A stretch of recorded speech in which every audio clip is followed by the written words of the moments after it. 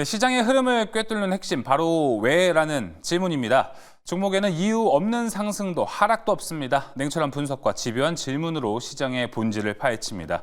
숫자 너머의 진짜 흐름을 지금부터 짚어봅니다. 궁금한 종목 Y, 오늘 함께할 분을 소개합니다. 기업공시연구소 변영인 대표, MBN골드 성화준 매니저 함께하겠습니다. 어서 오십시오. 네, 반갑습니다. 네, 반갑습니다. 시장이 참 쉽지가 않습니다. 궁금한 종목 Y를 통해서 오늘 종목들은 어떻게 움직였고 거기에 대한 디테일한 사항들 함께 확인해 보도록 하겠습니다. 궁금한 종목 Y 첫 번째 확인해 보겠습니다. 첫 번째 열어주시죠. 자, 증시 폭락에도 오늘 ABL 바이오는 장군 중에 장군이었습니다. 상한가에 갔었는데요. 이유에 대해서 한번 알아보겠습니다. ABL 바이오가 오늘 영국 제약사 글락소스미스클라인의 신약 개발 플랫폼 그랩바디 B를 기술 이전하면서 상한가에 진입했습니다. ABL 바이오는 계약금과 단기 마일스톤 1,480억 원을 포함해서 단계별로 가면요, 이제 최대 4조 1,000억 원을 받게 된다고 합니다. 알테오젠 4조 7천억 원대에 이어서 두 번째로 큰 규모라고 하는데요. ABL 바이오의 그랩바디 B는 이 퇴행성 뇌질환 치료의 판도를 바꿀 신약 개발 플랫폼으로 평가받으면서 오늘 상한가에 진입한 모습이 나타났습니다. 자, 그럼 변영희 대표님 먼저 가보겠습니다. 그랩바디 B, 우리 상당히 많은 이야기를 한 2년 내내 들었던 것 같습니다. 여기에 대해서 이제 주목을 하고 있는 건데 기술력이 얼마나 좋길래 이렇게 됐을까요? 네. 해당 플랫폼을 간단하게 좀 설명을 좀 하자면 네. 이게 이 뇌혈관 장벽을 침투시키는 이 셔틀 플랫폼이라는 기술인데 이 인체 구조상을 보면 뇌혈관 장벽은 뇌와 혈관을 좀 막고 있는 일종의 좀 보호막입니다. 그래서 이 역할은 뇌에 침투하는 바이러스라든가 뭐 기타 어떤 이 유해물질들을 좀 차단하는 그런 역할들을 좀 하고 있는데 이게 이 장점으로 좀 부각되시는 부분들은 뇌를 좀 지켜주는 부분들이기 때문에 인체에서는 뭐 굉장히 좀 중요한 기관인데 반대로 좀 해석을 해보면 이게 뇌 안에 발생되고 있는 이 치료 질환들이 직접 침투가 좀 불가능하기 때문에 그동안 뭐 글로벌 제약사들이 해당되는 어떤 이 뇌혈관 장벽을 좀 침투하는 그런 기술 내지는 치료제 개발들의 어떤 난제가 지속되어 왔었고 이런 부분들이 동사주 보유하고 있는 이 셔틀 플랫폼. 그래서 이제 뇌혈관 장벽을 좀 침투해서 약물을 좀 전달해서 퇴행성 뇌질환들을 좀 치료하는 그런 효과들에 관련된 어떤 플랫폼 기술 이전 계약을 좀 체결했다라고 좀 보시면 되겠고 이 부분이 성과로 좀 이어졌던 부분들은 글로벌 제약사가 그동안 계속해서 좀 검토를 하고 있던 그런 상황들이 실제 4조 1천억 원대 기술 이전 성과로 좀 이어진 그런 측면들이 굉장히 좀 큰 의미가 좀 있다라고 볼 수 있겠고 그동안 우리가 퇴행성 뇌질환이라고 하는 것은 점진적으로 이 뇌의 기능들이 감소하는 그런 부분들인데 우리가 좀 익히 알고 있는 것처럼 알츠하이머라든가 네. 루게릭병 그리고 파킨슨병 같은 것들이 퇴행성 뇌질환의 일부인데 이런 부분이라는데 치료제들이 아직까지 뭐 이 본격화된 것들은 좀 부재하다라고 좀 보는 게 맞을 것 같습니다. 그렇다면 이제 GSK가 해당 플랫폼을 통해서 이 퇴행성 뇌질환에 관련된 치료제를 개발할 수 있는 어떤 성과들 이런 부분들이 앞으로 중요한 어떤 이 모멘텀이 좀 될 것이기 때문에 에빌 바이오의 경우에는 단기적인 어떤 수급 성과보다 수급의 연속 성과가 좀 더 이어질 수 있지 않을까라고 좀 판단되고 있습니다. 알겠습니다. 오늘 시장에서 뭐 가뭄의 단비 같은 존재였던 것 같습니다. 더 호재가 크게 반영이 되지 않았을까 생각은 드는데 ABL 바이오가 이참에 시장 어려울 때 조금 우리나라 바이오 섹터에 온기를 넣어주면 더 좋지 않을까 이렇게 좀 생각이 드는데 그래서 성화준 매니저님 네. 조금 더 우리 바이오 종목들에 주목할 종목들이 있을지 이런 부분도 좀 궁금합니다. 네. 사실 오늘 ABL 바이오가 말씀해 주신 것처럼 이제 오늘 좀 단비가 되는 그런 종목이 네. 되었으면 좋았겠다. 좀 이렇게 저도 좀 똑같이 말씀드리고 싶은데 일단은 우리나라 지금 K바이오 시장의 글로벌 빅파마의 이 관심이 상당히 커져 있는 것도 사실이긴 해요. 그러다 보니까 이 ABL 바이오도 오늘에서야 드디어 그에 대한 성과를 좀 터뜨렸다 보시면 될 것 같은데 사실 우리나라 K바이오 같은 경우에는 이 비용 대비 효율이 좀 좋은 좀 나름대로 가성비 시장으로 취급받는 부분들 좀 그런 부분들이 좀 부각이 되다 보니까 아무래도 좀 계속해서 이 K바이오 시장에 좀 훈풍이 좀 더 불어주지 않겠느냐라는 좀 이야기를 해드리고 싶습니다. 물론 지금 관세라든가 정치 변수들로 인해서 뭐 관련 종목들의 급등락이 지속되고 있는 상황이긴 하지만 어쨌든 뭐 재료라든가 플랫폼에 대한 부분들이 강하게 자리 잡고 있다라 그러면 뭐 K바이오에 관련된 시장의 흐름은 전 좀 더 긍정적인 흐름으로 보셔도 좋겠다. 좀 이렇게 같이 설명드리겠고요. 네. 일단은 뭐 오늘 ABL 바이오도 마찬가지고 여러분들 이제 주목하셨던 뭐 알테오젠, 뭐 유한양행 뭐 이런 바이오 기업들이 어쨌든 글로벌 빅파마 기업들한테 주목받는 이유 중에 하나는 아까 변영인 대표님 말씀해 주셨던 것처럼 자체 플랫폼에 대한 부분들이 부각이 많이 되는 거죠.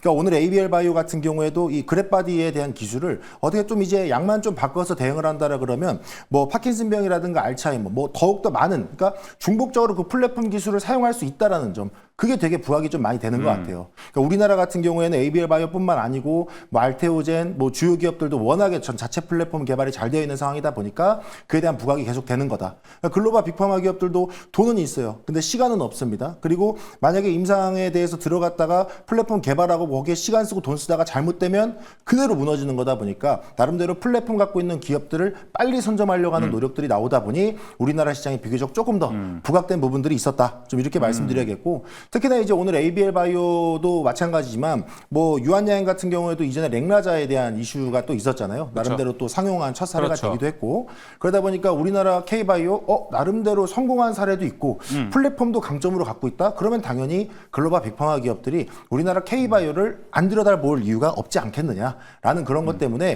지금 입장에서는 여러분들이 뭐 플랫폼 갖고 있는 뭐 유한양행, 뭐 알테오젠, 뭐 ABL 바이오까지 여러분들이 K바이오의 훈풍을 조금 더 기대해 보셔도 좋을 것 같다. 네. 좀 이렇게 정리해 드리도록 하겠습니다. 네, 훈풍을 좀 기대해도 좋다라고 이야기를 해주셨습니다. 성화준 매니저님, 그러면은 최근에 이제 오늘 이렇게 ABL 바이오가 주목을 받다 보니까 그 다음 어딜까 고민을 하고 있어요.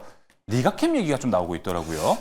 지금 리가캠 바이오 같은 경우에도 뭐 이슈는 계속 쌓여 있는 상태이고 이것도 마저도 일단은 뭐 자체 플랫폼에 대한 부분들의 이슈를 계속 좀 볼 수밖에 없어요. 근데 개인적으로 저는 이제 리가캠 바이오에 대한 재료도 너무 좋고 또 그 흐름을 좀 보시는 것도 좋겠지만 네. 저는 개인적으로 이번에 또 흐름을 좀 가져왔던 ABL 바이오에 대한 부분들을 좀 더 중심적으로 봤으면 좋겠다. 예. 좀 이런 의견을 드리고 싶어요. 그래서 알겠습니다. 네, 말씀드렸던 것도 자체 플랫폼 개발에 대한 부각 좀 한 번 더 생각해 보셨으면 좋겠다. 이렇게 정리하겠습니다. 그러면은 이제 ABL 바이오를 그래도 갖고 계시는 분들이 좀 있을 거란 말이에요. 변영인 대표님, 만약에 이제 ABL 바이오를 오늘 봤더니 야 오늘 수급은 조금 꼬여 있다. 왜냐하면 좀 개인들이 많이 샀고요. 외국인과 기관이 뭐 오늘 이슈 소멸이다 해서 판 게 아니고 최근에 좀 비중을 많이 줄여가고 있는 추세더라고요. 이럴 때 보유자들은 ABL 바이오는 좀 연속성을 기대하고 좀 기다려봐야 되나요? 아니면은 지금 이 정도면 수익이 많이 나왔다라고 나오는 게 좋을까요? 일단 보유자는 추가적으로 이전 고가까지는 전 충분히 좀 경신이 좀 단기적으로 좀 가능하지 않을까라고 볼 수 있는데 일단 우리나라에서 이제 보고 있는 이 기술 이전의 성과에 대한 평가가 이게 단발성이냐 아니면 조금 더 연속성을 좀 가져갈 수 있느냐 또는 플랫폼의 어떤 적용 확장성들을 좀 가져갈 수 있느냐 이런 차이가 좀 있겠는데 ABL 바이오의 경우에는 앞서 말씀드린 것처럼 좀 플랫폼의 어떤 적용 확대 부분들 이 부분은 글로벌 빅파마 한 곳에만 좀 국한된 것이 아니라 앞으로 확장성 관점에서 좀 유의미한 어떤 성과로 좀 이어질 수 있는 점이기 때문에 단순한 기술 이전의 어떤 효과들은 향후에 어떤 연동될 수 있는 어떤 뭐 단계별 어떤 임상 성과에 관련된 마일스톤 유입도 또는 해당되는 어떤 임상 성과에 관련된 모멘텀도 중요한 어떤 추세 전환의 어떤 이 트리거가 좀 되지 않을까라고 좀 해석해 보겠습니다. 알겠습니다. 자, 모쪼록 시장이 쉽지가 않은데요. 이렇게 쉽지 않을 때 사실 제약바이오라는 섹터가 올라간다라면 많은 투자자들이 기뻐할 것 같습니다. 모처럼 좀 관세에서 면제되어 있는 상태인 것도 있고 ABL 바이오가 오늘 축포를 쏘아 올렸으니까 내일 시장부터 좀 움직였으면 좋겠다. 그리고 많은 투자자들에게 힘을 줬으면 좋겠다. 좀 생각이 듭니다. 자, 첫 번째 궁금한 종목 Y는 마무리하겠고요. 궁금한 종목 Y 두 번째로 넘어가 보도록 하겠습니다. 두 번째 열어주시죠. 자, 트럼프노믹스의 삼성전자와 SK 하이닉스 하락. 왜? 오늘 코스피가 5.57% 하락을 하면서 삼성전자는 5.17%, 하이닉스는 10% 가까이 9.55% 하락을 했습니다. 이 두 종목을 같이 보면요. 우리는 이거를 코스피의 인덱스 격으로 해서 한국 시장을 어렵게 보기 때문에 하락한 걸로 해석을 해야 할지 아니면 혹은 반도체 업황 만만치 않다라는 해석으로 봐야 할지가 좀 갈릴 것 같습니다. 지금 지난주에 상호관세 부과 대상에서 반도체가 제외가 됐거든요. 그런데 지난 4일에 바로 트럼프 대통령이요, 이제 반도체 품목관세 도입이 임박했다라고 밝힌 바가 있습니다. 그러다 보니까 관세 충격파의 여진이 아직 남아 있다. 주가가 올라가기 좀 쉽지 않다라고 볼 수 있을 것 같은데요. 자, 변영인 대표님, 하이닉스 이야기부터 좀 먼저 해보도록 하겠습니다. 3달 만에 17만 원 선이 무너졌다고 합니다. 이거 이유를 좀 어디서 찾아야 할까? 100불이 무너진 엔비디아에서 찾아야 되나? 좀 헷갈리네요. 일단 이게 개별적인 어떤 영향이라든가 AM 모멘텀이 훼손됐다거나 뭐 성장의 어떤 정체성이 재차 좀 부각이 됐다거나 이런 요인들이 아니라 단순하게는 뭐 이 관세 리스크가 좀 현실화됐던 부분들, 이 부분이 경기 침체라는 어떤 글로벌 페닉셀 장세와 좀 수급이 동조되는 흐름에서 같이 좀 급락하는 어떤 배경으로 좀 이어지지 않았나라고 볼 수 있겠는데, 이게 SK하이닉스 특히나 뭐 엔비디아만 하락한 것이 아니라 지금 뭐 미국의 빅테크 기업들 시총 상위 종목들에 대한 대다수의 낙폭이 좀 확대되고 있고, 오늘 우리 증시에서도 확인됐던 그런 부분들은 삼성전자와 SK하이닉스 역시나 이제 동반 급락을 하게 됐던 부분들이기 때문에, 다만 우리가 1분기에 어떤 가시성 있는 성과라든가 뭐 실적의 양극화 부분을 좀 감안하더라도 SK하이닉스의 오늘 낙폭이 상대적으로 좀 더 컸던 부분들은 좀 아쉽지만, 이런 부분들은 전반적인 어떤 반도체에 관련된 노이즈 영향보다는 사실 관세 리스크에 관련된 어떤 영향이 아직은 어떤 투심 관점에서 더 크게 좀 작용하지 않았나 볼 수 있겠습니다. 그럼 어떻게 보면은 트럼프의 말 한마디가 좀 반전이 되는 순간을 우리가 기다려야 하나, 이렇게 좀 생각이 듭니다. 계속 빠지는 것도 좀 걱정이 되기도 하고요. 자, 그럼 성화준 매니저님. 네. 삼성전자가 이제 내일 잠정실적 발표를 합니다. 어떤 상태, 어떠한 기다림이 좀 필요할까요? 사실 삼성전자가 국룰이 있잖아요. 막 주가 좋다가 잠정실적 발표하면 그 다음날 떨어지고 했었는데, 지금 사실 반대예요. 주가가 떨어지고 있는데 잠정실적 발표가 되고 지금 가이던스가 좀 올라가고 있는 추세거든요. 반전이 좀 될까요? 사실 삼성전자의 주가의 흐름, 저는 충분히 반전이 될 수 있지 않을까, 조금 더 반전 쪽에 비중을 실어도 되지 않을까라는 생각이 좀 있습니다. 앞서 변영인 대표님께서 말씀해 주셨던 것처럼 지금 SK하이닉스와 삼성전자 주가의 흐름, 사실 어떻게 보면 관세에 대한 영향이 있을 수 있겠습니다만, 이 경기 침체 우려에 대한 패닉셀 이어지고 있는 부분의 영향도 매우 크다고 보여요. 그러니까 삼성전자와 SK하이닉스가 대한민국 주식시장에 어떻게 보면 좀 대표 종목이자, 또 직접적인 관세 영향은 없지만 이제 간접적으로 영향을 받을 수 있다고 해석이 되다 보니까, 안 그래도 좀 부진할 수 있었던 실적을 조금 더 악영향을 좀 더 받을 수 있지 않겠느냐, 이런 우려가 좀 같이 쌓이는 것 같습니다. 그래서 뭐 일단 뭐 시장에서 나오는 이야기로는 뭐 1분기가 실적 바닥을 좀 딛고 2분기부터 회복될 것이다, 뭐 이런 이야기들도 나오고 있는데, 사실 이 이야기도 아예 뭐 다른 이야기는 아니에요. 틀린 이야기는 아닙니다.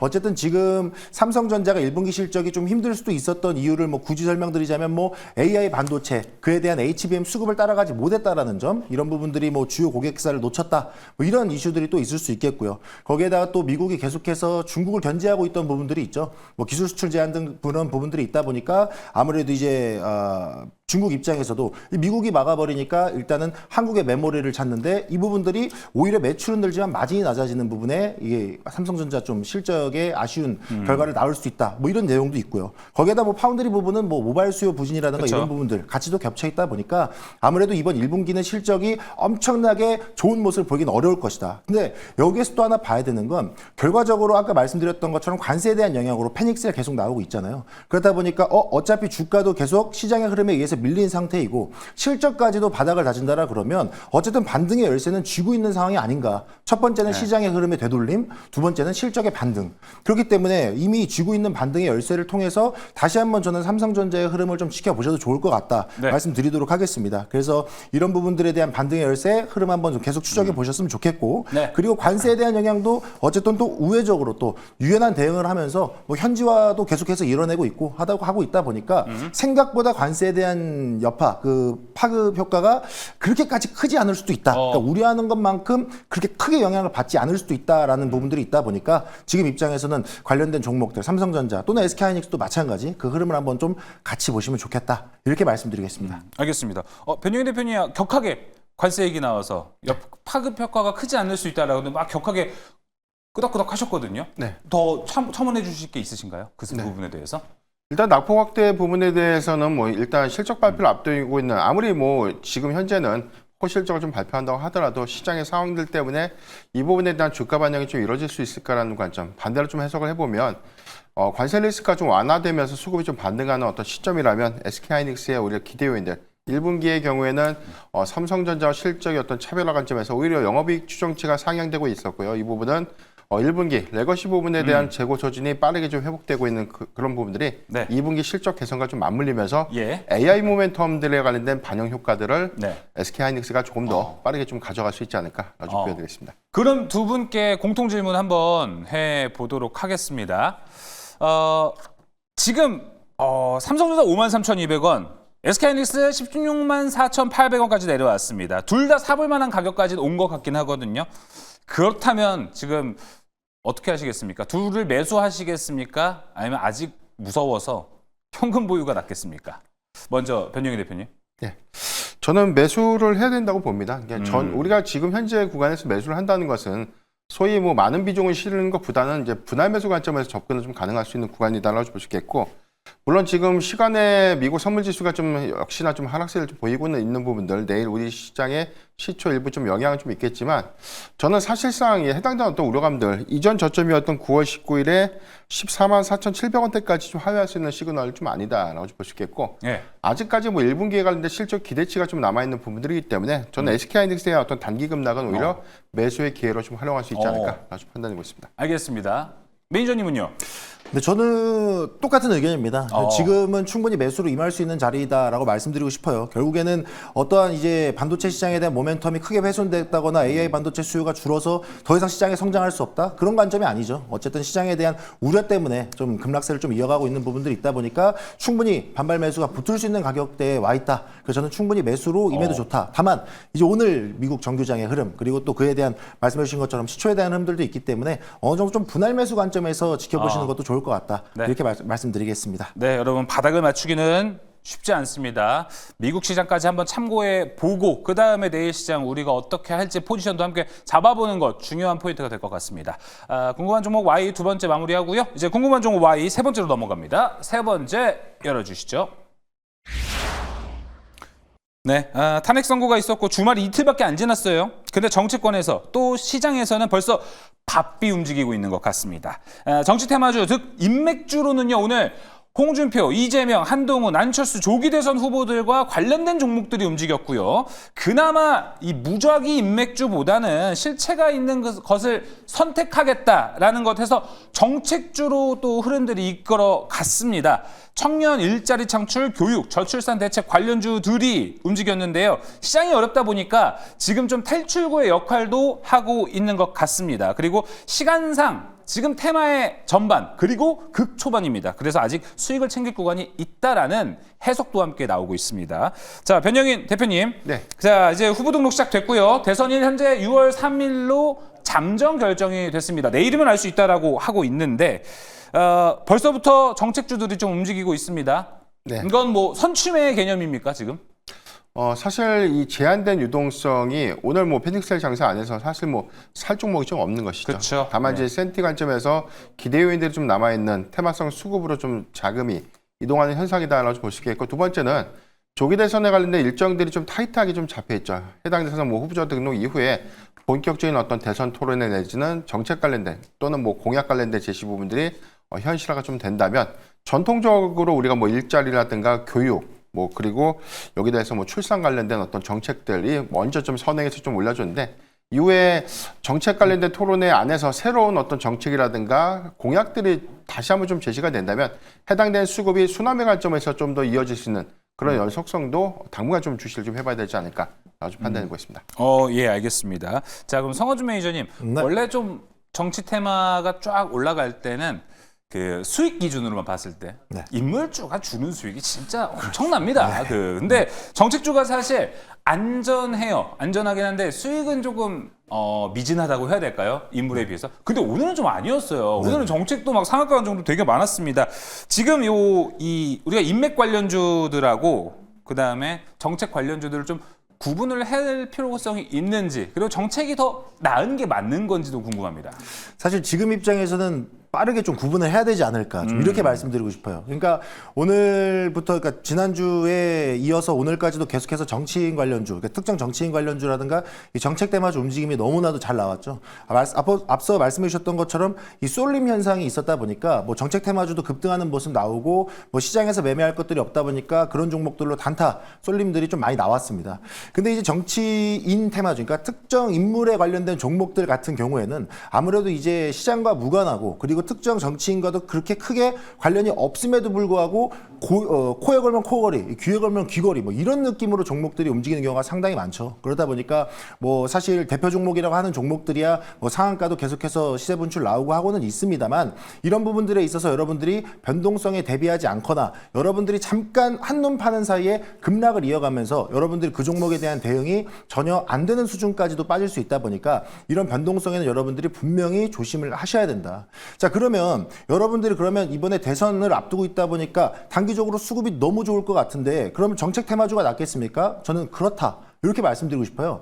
왜냐하면 어쨌든 정책 테마주 같은 경우에는 특정 정치인을 떠나서 어떤 특정 정책에 관련된 부분들이 있다 보니까 물론 이 안에서도 옥석 가리기는 필수가 되겠습니다만 이 특정 정책 관련된 종목들의 움직임은 여러분들이 충분히 쫓아가 보셔도 나쁘지 않을 것이다. 특히나 이 정책 테마 같은 종목들 같은 경우에는 오늘도 뭐 일자리라든가 뭐 출산장려 정책 관련된 종목들 보시게 되면 생각보다 시장 관심 못 받고 저점에서 출발하는 종목들이 많았어요. 그렇다 보니까 아직도 뭐 밸류 대비 좀 저평가되어 있는 종목들도 있고 또는 뭐 특정 정치인 관련주처럼 뭐 고점에서 계속해서 이제 시세 차익을 좀 내고 있는 그런 모습들이 아니다 보니까 오히려 정책 테마주에 대한 흐름을 좀 보셔라. 네. 대신 뭐 오늘 또 움직였던 뭐 또 내일 일자리 관련주를 본다던가 또 출산장려 정책 관련주를 본다던가 계속 나오는 것들만 따라가기보다는 급변하는 시장 뉴스에 조금 더 빠르게 대처를 좀 하면서 다른 또 정책 테마주에 대한 흐름들을 그쵸. 같이 타보는 것도 그쵸, 좋지 그쵸, 않을까. 좀 이렇게 말씀드리겠습니다. 네, 그래서 변경인 대표님 정책 테마주 할 때는 오늘 사실 올랐던 거 보면요 정책 테마주입니다.